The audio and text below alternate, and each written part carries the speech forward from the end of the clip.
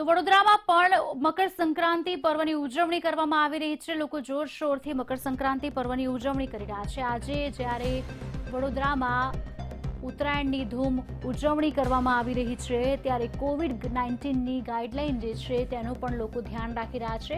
ઉત્તરાયણને લઈને લોકોનો ઉત્સાહ જોવા મળી રહ્યો છે। હવે કે ટ્રેન્ડમાં હોર્ડિંગ પણ છે કે ગો કોરોના ગો, આવા બેનર પણ લોકો પોતાની સાથે લઈને ઊભા છે અને ઉત્તરાયણની મજા માણી રહ્યા છે।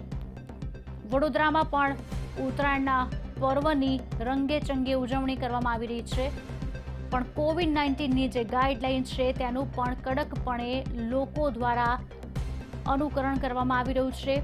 માસ્ક, સેનિટાઇઝેશન, તમામ વસ્તુનું લોકો દ્વારા ધાબા પર પણ ખાસ ધ્યાન રાખવામાં આવી રહ્યું છે અને સરકારની જે એસઓપી છે, જે ગાઈડલાઈન છે તે પ્રમાણે જ લોકો અત્યારે વર્તી રહ્યા છે।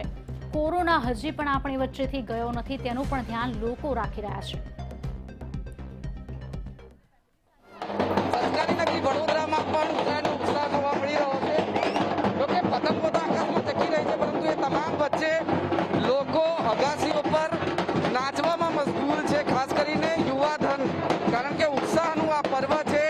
આ વખતે ઉત્તરાયણમાં થોડો ફિક્કો ઉત્સાહ પડ્યો છે, કારણ કે ડીજે પર પ્રતિબંધ લગાવવામાં આવ્યો છે, પરંતુ આ તમામ જે યુવતીઓ છે તેમને પોતાના ચહેરા પર ટેટુ કરાવ્યું છે, એટલા માટે કે ઉત્તરાયણનો ઉત્સાહ જળવાઈ રહે। બીજી એક ખાસ બાબત એ છે કે ડીજેના સ્થાને આ વખતે ઢોલ નગારા વાગી રહ્યા છે અગાસી પર, કારણ કે સરકારે કોરોના ગાઈડલાઈનને કારણે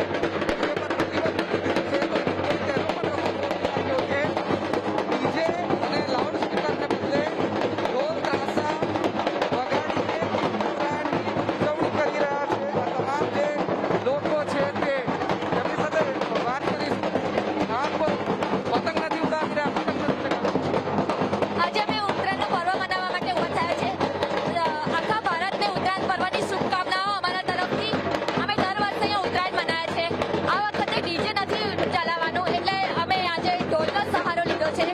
ઢોલ પણ આપણું પરંપરાગત આપણું એ છે, તો અમે એના તાલ ઉપર અત્યારે ઝૂમી રહ્યા છે અને ઉત્તરાયણ મનાવી રહ્યા છે।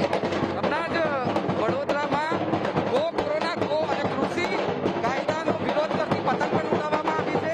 આપે કૃષિ કાયદાનો વિરોધ કરતી પતંગ ઉડાવી છે। કૃષિ કાયદાનો વિરોધ એટલે કરીએ છીએ કે હું જાતે ખેડૂત છું અને ખેડૂતો મારા 45 દિવસથી ત્યાં બેઠા હોય તો મને બી લાગણી આવે છે કે હું અહીંયા ત્યોહાર કરું છું અને ખેડૂતો ત્યાં બેઠા છે, પણ એમને બી મેં સમર્થન આપું છું કે હું ખેડૂત છું અને તમે સમર્થન કરજો કે કૃષિ બિલ માફ થાય। ડીજે નથી આ વખતે, ઢોલ ત્રાસાનો ઉપયોગ કરી રહ્યા છો। હા, સરકારે ડીજે વગાડવાથી તો કોરોના ફેલાતો હોય તો કાલે એમની રેલીઓ થઈ, જમણવાર થયો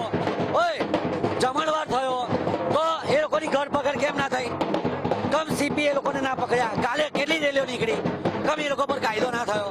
બધા ધારાસભ્યથી લઈને ગમે તેટલા મોટા મોટા નેતા હતા, બધા પર કાયદો ઉલ્લંઘનનું ફરિયાદ લગાવી જોઈતી હતી, કેમ એ લોકો પોલીસે એની પર કાર્યવાહી ના કરી?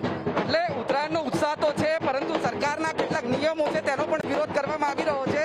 ખાસ કરીને ડીજેનો જે નિયમ, ડીજે વગાડવા પ્રતિબંધ છે તેનો વિરોધ કરવામાં આવી રહ્યો છે, એ રીતે કે ઢોલ ત્રાસા લોકો વગાડી રહ્યા છે, પતંગ નથી ચગાવી રહ્યા, ડાન્સ કરીને ઉત્તરાયણ ઉજવી રહ્યા।